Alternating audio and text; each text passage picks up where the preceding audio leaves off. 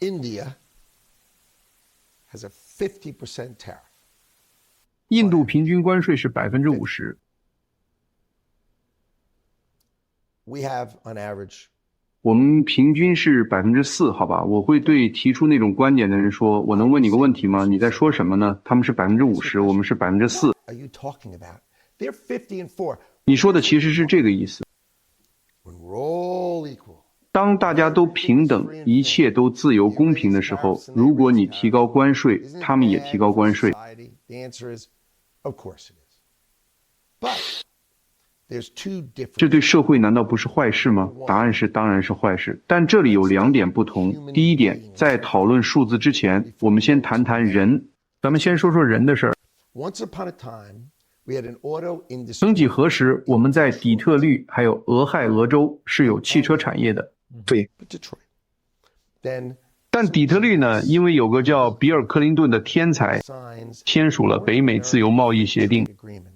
这样一来，企业就可以坑害美国人，去墨西哥获取廉价劳动力， Cheap labor in Mexico. 或者去加拿大瓦解工会。如果你是通用汽车公司的人，我得说， I'd say. 这简直就像过生日一样开心。 But if you're a worker, 但如果你是来自密歇根州或俄亥俄州的工人，他们刚刚签署的协议，你知道吗？ you know what they sign? Worst statistic I'm going to tell you today. 我今天要告诉你一个最糟糕的统计数据，在美国， Educated workforce. So, by the way, the United States of America, 2/3的人口是高中学历， 1/3 is college educated. 1/3是大学学历。如今这2类人群的平均预期寿命相差7年。 7-year average life expectancy. 平均寿命相差7年，这不是因为空气、食物或医疗条件，而是绝望。我的祖父辈、父辈都在汽车厂工作，我本该过上好日子， My father worked in the auto factory. 享受周5晚上的灯光和橄榄球赛， Friday night lights at football. I mean, 这本该是美好的中产生活。我是全美汽车工人联合会的成员， life is going to be good.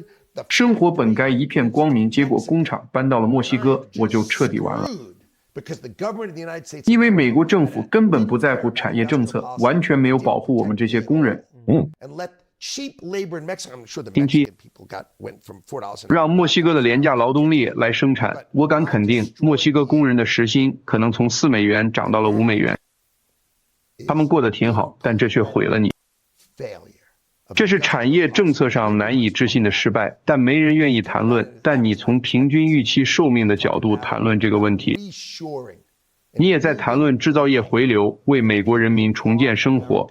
That's why you elect Donald Trump president. You 这 elect 就是你选唐纳德·川普当总统的原因。 didn't spend one 你选他是因为 doing 在他请我帮忙之前， until he asked me to help him. 我1分钟都没参与过政治，但当他请我帮忙时，我开始花时间和他在一起。我是什么时候学到这些的？是谁教我的？ The president 是美国总统， This is not 这不是我教他，你明白吗？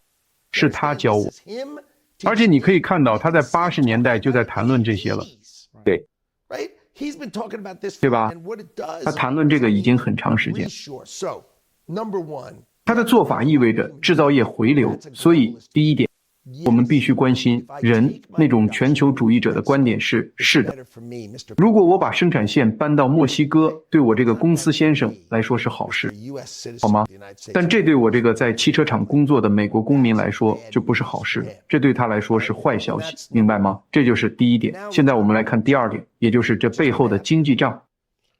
If we say, 谈到自由公平贸易， I want to remind you, 我想提醒大家，根本没有这回事儿。世界上没有任何一个实行自由贸易的国家， world that is free. 0。而我们美国是门槛最低、最蠢的，因为其他所有国家都比我们门槛更高， Everybody else is higher. 更具保护性。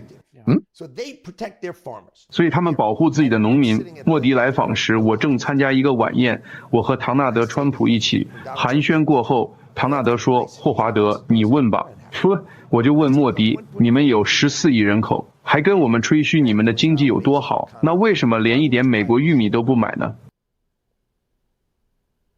Won't buy a bushel of our corn. 他们就是不买我们的玉米。所以我们的农民没法卖给他们，但他们的东西当然可以卖到我们这儿来，对吧？这凭什么呢？你知道这方面我还可以谈更多，但我觉得没必要了，因为要再给我1个小时，我能给你讲一堆故事。不过霍华德，那些事很有意思。不过谈谈关税引起的物价上涨问题，跟普通人说说，他们会说沃尔玛里一个玩具的价格刚涨了50%。好的，通货膨胀是印钱造成的，明白吗？假设美国总共就只有1万亿美元，不能再多了。然后我想买一瓶水，你也想买一瓶水，一瓶是美国产的，另一瓶是斐济产的，对吧？然后我对从斐济进口的水加征关税，那么斐济的水就卖1.25美元，而美国的水卖1美元。对，那不是通货膨胀，意思只是那个东西贵一些，但我可以选择买这个，没错，你说的对，这个玩具可能更贵，那个玩具不贵，我懂，但这不是通胀。对，通货膨胀是这样的，我打个响指，多印了2万亿美元，是吧？这瓶水就卖1块5，那瓶水卖1块2毛5，对，所有东西都涨价了，这才是通胀。所以没有关税的通胀情况下，所有东西就是1块2毛5。如果加上关税的通胀是1块2毛5和1块5，所以你必须明白，通货膨胀并非源自关税，某些特定产品，比如我如果对芒果加征关税，对吧？我们在美国种不了芒果，就是种不了。如果你对芒果加征关税，那芒果就会更贵，对吧？但是如果总统选择对芒果加征关税，那芒果就会更贵。这其实就成了一种消费税，就像销售税一样，对吧？这就是销售税，是消费税。如果我想买芒果，就得花更多钱。你可以通过降所得税来抵消，不的，但那不就成了另一种形式的所得税吗？那你怎么想？所以我们的想法是不要那样做，就是这个意思。我们的想法是选择那些能回流的产业，回到美国，雇美国人带产业回家，对吧？顺便说一下，我想以一个企业家的身份谈谈，我看到了经济上的激励。当我看到某些东西因为必须进口要付关税而涨价时，我就会想，我们为什么不自己在这里生产呢？就该这么干。制造业领域将会因此涌现大量此类创业机会，这就是市场的运作方式。有人会说，现在已经进来2万亿美元投资了，我的意思是他才上任大概7、8周吧，他的关税政策已促使企业承诺价值2万亿美元的生产回流。台积电就表示，我要建半导体晶圆厂，你知道他们会在这里建厂，这完全是因为关税，所以发生的情况是，你把生产搬到这里，在这里创造了就业机会，然后他们就规避了关税。这些工作的薪水更高，生产效率也比政府资助的要高。不过霍华德，对于那一小部分特定产品，你打算怎么办？那些的价值比芒果更高，可能无法在这里生产，至少在未来5到10年内无法在这里生产的产品。台积电能生产芯片，我觉得这很好，但制造极其复杂光刻机的阿斯麦公司，在未来5、6年内未必能在这里美国生产。所以在这些少数情况下，关税可能会扰乱市场，或者说冲击那些没有多个供应商解决方案但又至关重要的市场，对吧？你对这类问题怎么看？你知道让唐纳德·川普入主白宫的妙处在于，这就像是在下一盘巨大的3维国际象棋，好吗？所以我们都对美国国税局有斯德哥尔摩综合征，我们心想，我们喜欢国税局。虽然我们嘴上不说，但当我们提出要加征关税时，那些依赖我们、靠我们输血、离开我们经济这个氧气就无法生存的其他国家，因为要记住我们经济的特点是，虽然我们的 GDP 高达29万亿美元，我们的消费额是20万亿美元。对，这点很关键。我们买大家的东西，那么谁更重要呢？比如说，他们有一个生产东西的经济体，而我们有一个购买东西的经济体。对，顾客总是对的，我们都知道顾客永远是对的，因为如果没人买，他们就生产不了。对，所以每个人都需要我们的经济什么时候？现在我的意思是，中国的消费少于10万亿美元，他们想弄清楚如何促进内销，对吧？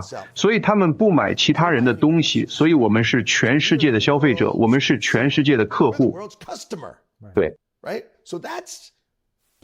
吧？这是第一点。所以我们希望他们来美国投资设厂时，如果他们不能来，那就给我们交关税。怎么样？好吧，现在假设有20%的关税，为了卖出商品，卖家知道他可以提价10%，但没法真的提价20%，所以他就自己承担了10%的成本，商品价格上涨了10%，我们就这么假设吧。那20%的关税会进入美国国库，这是来自川普总统的我们要平衡预算的愿景，然后他的目标就是用这笔钱来降低美国的所得税，甚至免除某些税项。他怎么说？他心里有了这个底气，知道这就是我们打算要做的。川普总统宣布了什么呢？小费免税，加班费免税，社保金免税。他为什么这么说呢？因为他知道伊隆会削减开支，霍华德会提高收入，这样他就有办法兑现承诺了。这会刺激消费，人们就有更多的钱可以花了。这样他们就有更多钱可以花了，对吧？所以如果你真的成立了那个外部税务局，对吧？当然那是我命名的，你知道是我命名的，好玩吧？这个名字是我想出来的，我写了个真相社媒帖子发给了川普，我写道，这是我的绝妙主意，你知道吧？就是加上了那种表示强调的东西，用手机发的，这是我的绝妙主意。它会呜呜的一下一飞冲天，对吧？因为这是对外税务局，但这个想法，这之所以能行，只是因为我为川普工作。因为如果我为乔拜登或其他人工作，他们根本不会在意。但川普这个人，你一提出好点子，他立刻就喜欢上了，而且马上就当成是他自己的点子。我自己有想法没什么用，不过一个好点子到了他手里就价值连城。所以对外税务局这个想法，如果我们回到过去，想让美国再次伟大，就像1913年之前一样，也就是让其他人交税，你不用交，这意味着让他们交税，努力平衡预算，并对年收入低于15万美元的所有人免税，对吧？看看你为美国做了什么，看看，让我们谈谈 DN。人工成本大幅下降，因为是免税的。如果他们的收入免税，对吧？那他们就乐意工作，因为钱都归自己。对。所以劳动力成本下降，因为我们作为政府运作得当，这就是我想要做的。说到可能的好主意，您能给我们讲讲川普金卡吗？这是谁的主意？这个想法是怎么来的？约翰·保尔森和唐纳德·川普通电话时讨论了这个想法。我们应该出售签证，对吧？我们为什么要免费发放签证？我们应该卖掉它们。他们就在讨论这个。川普给我打了电话，我们讨论了这件事，然后我们就开始着手了。然后我的工作就是像往常一样，想办法弄清楚该怎么做，路径是什么。有路可走吗？我们正在搞定，当然会大约2周后就会发布。翼龙正在为我开发软件，然后就可以发布。哦，对了，昨天我卖了1000个。是吗？我在 Polymarket 上建了个盘，就是预测你们今年能卖多少，所以我很好奇会卖多少。太棒了，跟大家简单说说条款吧。好的，所以如果你是美国公民，你需要缴纳全球税，所以你不会引入那些会来缴纳全球税的外部人士。那么，如果你有绿卡，曾经的绿卡，现在的金卡，你就是美国的永久居民了。你可以成为公民，但不是必须的。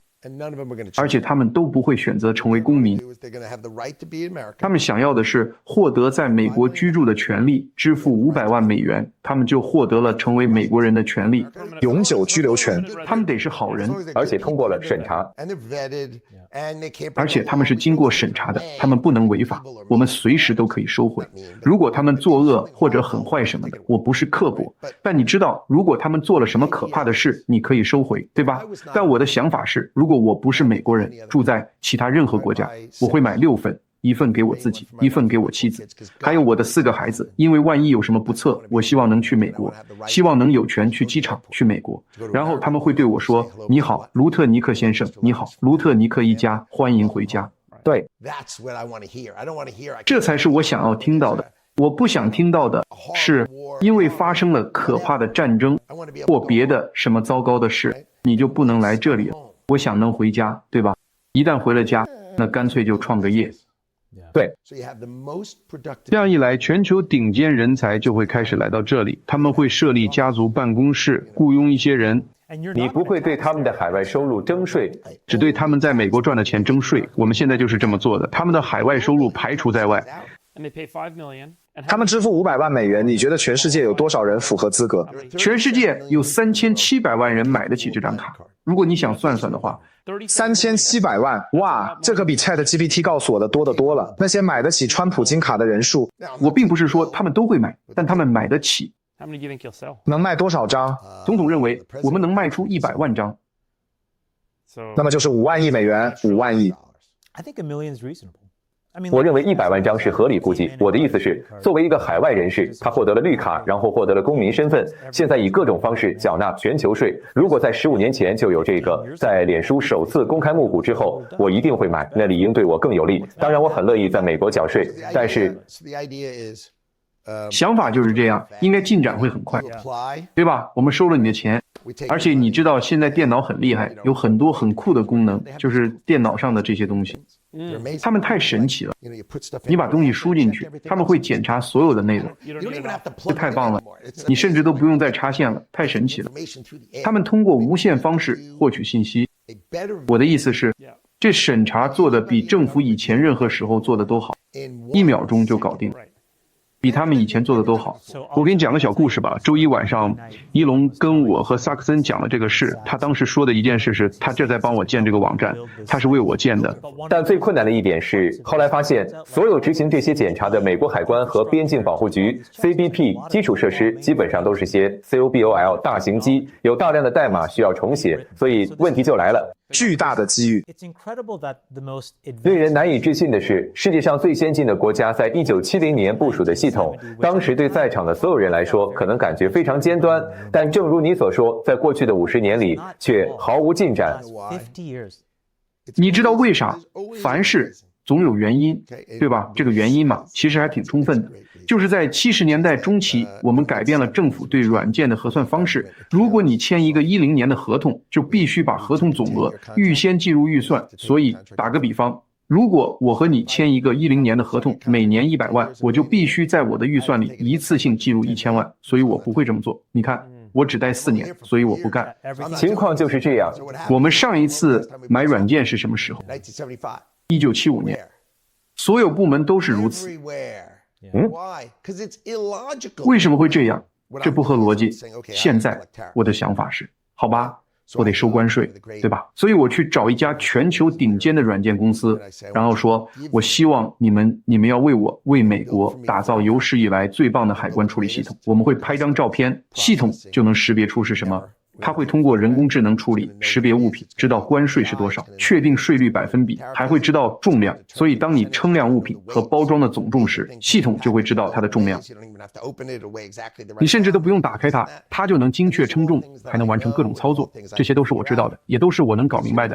因为你知道黄金是怎么回事吗？一块金条大约是40磅。我们之所以知道那是金条，是因为它们会称重，而且会精确到小数点后13位。所以基本上，如果你碰了它，重量就不可能精确到小数点后13位了。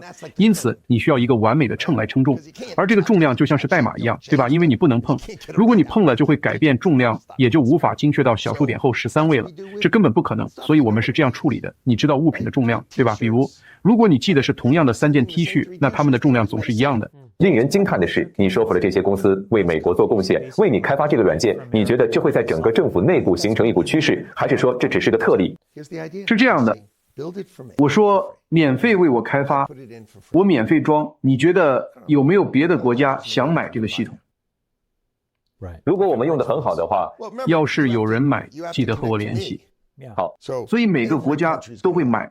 对，而且这商业模式很棒，对吧？如果世界上最大的客户说他们会接受它，那就搞定了，挺好的。那么世上最大的客户应该得到什么呢？我不知道，一个划算的交易，对吧？再加上有我这样的人在，你知道，其他人可能就觉得，你看。但是霍华德，如果你想把这事儿推广开来的话，就得改变政府的运作方式。你不可能为每个部门去谈判每一份合同。只要说是免费的，那就简单多了。你知道免费吗？没那么难。然后我就去找那家科技公司的负责人。因为我会用我的超能力，那就是我和唐纳德·川普的友谊。然后我就去椭圆形办公室，我们一起给他们打电话，我们一起给 CEO 打电话，并让他向总统承诺，向我霍华德承诺没用，因为我这个人好说话，但要向川普承诺，那可就完全是另一回事了。对，所以我让这些人向川普保证，他们会建好系统。我看他们敢不敢反悔？放心，他们不敢。对。所以你知道能让伊隆当着总统的面说我来给你建，这有多棒？你请到了可以说是最伟大的技术专家，世界首富，然后他说我来给你建，你就会觉得谢天谢地，对吧？然后我去找了，你知道我去找了谷歌、微软和亚马逊的负责人，他们都支持美国免费为我们打造。对，让美国变得更好，因为他们是了不起的美国公司。同时，我们也会在各方面帮助他们争取公平，就是为了公平。因为我绝不会做任何不公平的事。但我告诉你，如果遭遇不公，我会尽全力坚定地支持你们。